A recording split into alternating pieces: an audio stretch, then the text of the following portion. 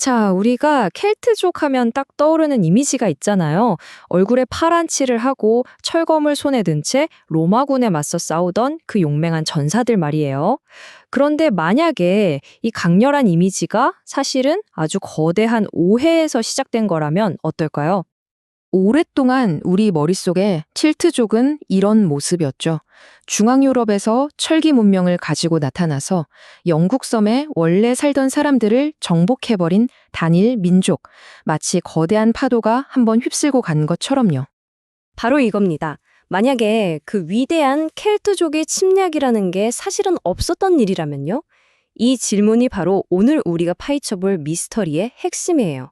왜냐하면 최신 고고학이랑 유전학 연구가 우리가 알던 켈트족의 역사를 완전히 뒤집어 놓고 있거든요. 자, 한번 제대로 들어가 보죠. 이 문제를 이해하려면요, 먼저 역사학자들이 수십 년 동안 정말 치열하게 논쟁해온 두 가지 핵심 이론부터 알아봐야 합니다. 자, 보시면 두 가지 이론이 딱 나오죠. 왼쪽의 이주설은 말 그대로 사람들이 대규모로 이동했다는 아주 전통적인 관점이에요. 켈트라는 특정 민족이 군대를 이끌고 와서 영국을 정복했다는 거죠. 반면에 오른쪽의 전파설은 사람이 아니라 아이디어가 퍼져나갔다는 훨씬 새로운 설명입니다. 대규모 침략 같은 거 없이 교역이나 교류를 통해서 켈트 문화랑 언어가 스며들듯 퍼져나갔다는 거예요. 물론 이주설도 그럴듯한 근거가 있었어요. 영국 곳곳에서 발견된 이 독특한 소용돌이 문양의 예술품이나 철로 만든 무기들이 저 멀리 중앙 유럽의 켈트 문화 중심지에서 나온 것들이랑 너무 비슷했거든요. 그러니 이게 침략의 증거가 아니면 뭐야? 라고 생각하기에 충분했죠. 그런데 과학기술이 발전하면서 우리는 이제 땅속에 묻힌 유물뿐만 아니라 우리 몸속에 남은 유전 정보까지 들여다볼 수 있게 됐습니다. 지금부터 현대과학이 찾아낸 결정적인 단서들을 하나씩 같이 보시죠. 첫 번째 단서는 정말 충격적입니다. 바로 유전자 분석 결과인데요. 한번 생각해 보세요. 만약에 대규모 침략이 있었다면 당연히 사람들의 DNA 구성에 큰 변화가 있어야 하잖아요. 그런데 철기 시대 영국인들의 유전자를 분석해 보니까 글쎄 그 이전 시대인 청동기 시대 사람들하고 유전적으로 거의 똑같았다는 겁니다. 외부에서 새로운 집단이 들어와서 기존 사람들을 몰아낸 흔적이 전혀 없었던 거죠. 그리고 더 흥미로운 건 이거예요. 당시 영국에 살던 사람들은 단 한 번도 자기들을 켈트족이라고 부른 적이 없다는 사실입니다. 그 사람들은 우리는 이키니족이야, 우리는 트리노반테스족이야 이런 식으로 자기 부족 이름으로 살았어요. 켈트라는 이름은 바다 건너 그리스나 로마 사람들이 유럽 대륙의 여러 부족들을 그냥 뭉뚱그려서 부르던 일종의 남이 붙여준 꼬리표였던 셈이죠. 자, 그럼 이제 의문이 더 커지죠. 사람들은 그대로인데 자기들을 켈트라고 부르지도 않았는데 도대체 왜 갑자기 켈트 스타일의 유물들이 나타나고 켈트 언어가 퍼져나간 걸까요? 이 수수께끼를 푸는 열쇠가 정말 놀랍게도 켈트 시대보다 훨씬 더 먼 과거에 숨어 있었습니다. 사실 말이죠. 켈트 문화가 포지기 약 1500년 전에 영국 역사상 정말로 거대한 규모의 침략과 인구 교체가 있었습니다. 이게 바로 이 이야기의 진짜 반전입니다. 이 타임라인을 한번 보세요. 우리가 흔히 켈트 시대라고 부르는 철기 시대 이전에 훨씬 더 극적인 사건이 있었던 게 보이죠? 바로 약 4500년 전에 등장한 비커인이라는 사람들입니다. 이 사람들은 그 유명한 스톤헨지를 세웠던 신석기 농경민들 이후에 나타난 새로운 집단이었어요. 네, 바로 이 숫자 90%. 이게 대체 무슨 의미일까요? 이 숫자가 바로 그 사건의 충격적인 규모를 보여줍니다. 바로 이겁니다. 유전자 분석을 해보니 약 4,500년 전에 중앙 유럽에서 온 비커인들이 영국에 도착하고 나서 불과 몇백 년 만에 기존에 살던 신석기 농경민 인구의 무려 90%를 유전적으로 대체해버린 거예요.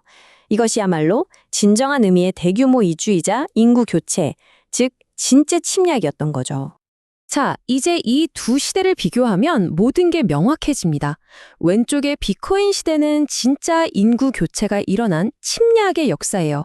반면에 오른쪽, 우리가 켈트 시대라고 부르는 때는 그런 유전적 단절이 없었죠. 바로 그 비코인들의 후손들이 살던 땅 위에서 일어난 문화적인 변화였던 겁니다. 이게 바로 우리가 찾던 답의 실마리인 거죠. 그럼 이제 모든 조각을 한번 맞춰보죠.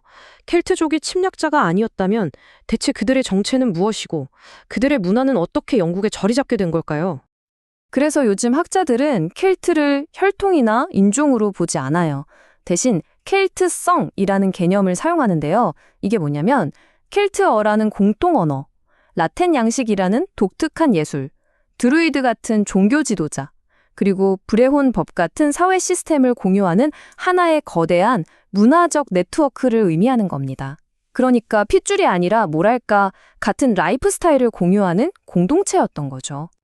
그래서 오늘날 가장 유력한 시나리오는 이런 겁니다.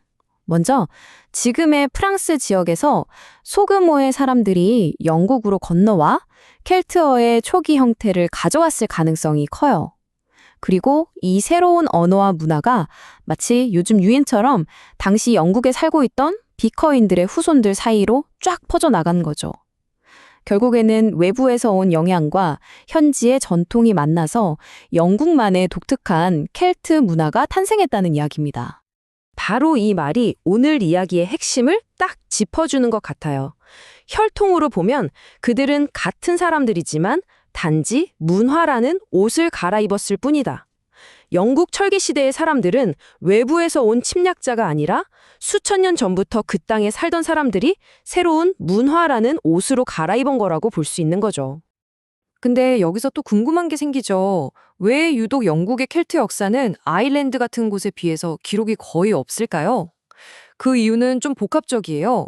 일단 켈트의 지식인 계층이었던 드루이드들이 문자 기록을 금기시했어요. 모든 걸 외워서 전했죠. 그런데 로마가 영국을 정복하면서 그 드루이드 조직을 완전히 파괴해버렸습니다. 그 뒤를 이은 앵글로색슨족의 침입으로 켈트 문화는 서쪽으로 더 밀려났고요. 마지막으로 남겨진 기록들마저 대부분 로마, 즉 정복자의 관점에서 쓰였기 때문에 피정복민의 역사는 제대로 남을 수가 없었습니다. 말 그대로 지식의 사슬이 뚝 끊겨버린 거예요. 그러니까 핵심은 이겁니다. 켈트는 인종이 아니라 문화라는 것. 그래서 오늘날 학자들은 오해를 부를 수 있는 켈트 인종이라는 말 대신 켈트어를 사용하는 사람들이나 켈트 문화권이라는 훨씬 정확한 표현을 쓰는 거죠. 자, 이 모든 걸 알고 나서 다시 한번 생각해 볼까요? 오늘날 스코틀랜드, 웨일스, 코널 같은 곳에 사는 켈트의 후손들은 과연 외부에서 온 정복자의 자손일까요? 아니면 수천 년 전 비커인 시대부터 그 땅을 지켜오면서 단지 새로운 문화를 받아들였을 뿐인 토착민의 진정한 후예일까요? 아마 그 답이 이제는 좀 다르게 보일 겁니다.